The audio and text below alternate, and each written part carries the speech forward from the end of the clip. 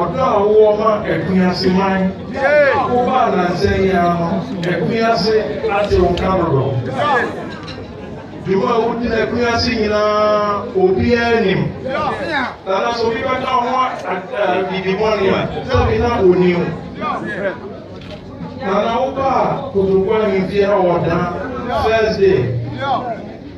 Nàná wàhùn brasiẹ òkàsá bíbí àkyerẹsẹ nana yẹtìtì òfìè.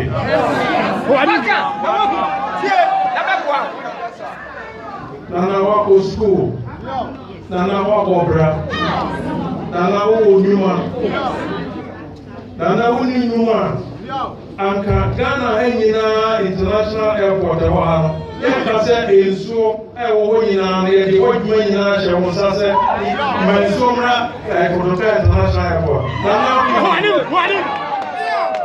kɔtɔkoma mowɔ wɔ nsa ma no.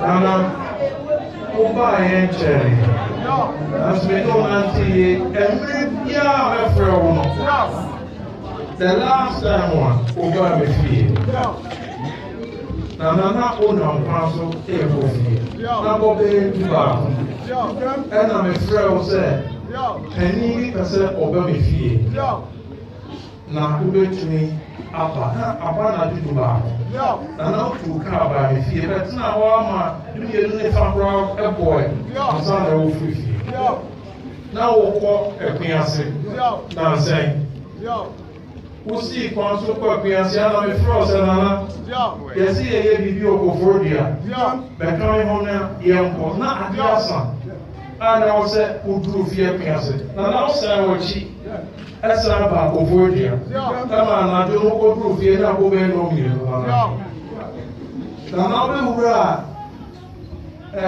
yɛfo ha baabi a mpanimfoɔ tena wosi nana aha ɛhye na yɛ kwasiada wosi nana adwoada memma mmerɛ mpa ho kora makɔpɛ kaa makɔpɛ air condition abɛhyɛ ha sɛdeɛ obi ba nana wana so a na dɛm ha ɛhye a wobɛtumi aso air condition ama no nana kotokuma ada wase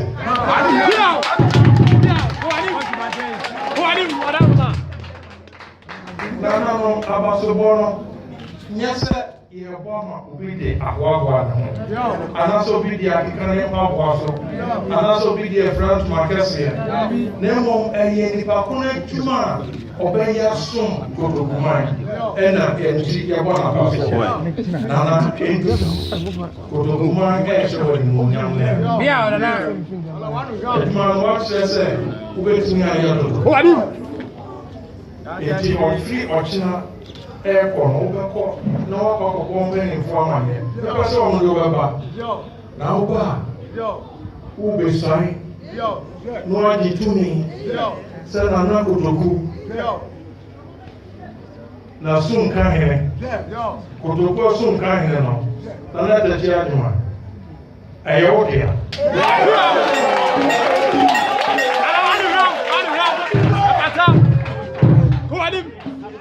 Nana Roma. Nana.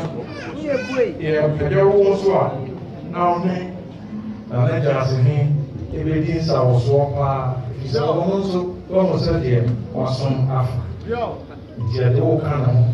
When you're Bema, when you're Katachi, when you're Pajama, when you be a woman, hold on, that you might ever embrace this. I'm not sure what we see for man. Almost now. That's right.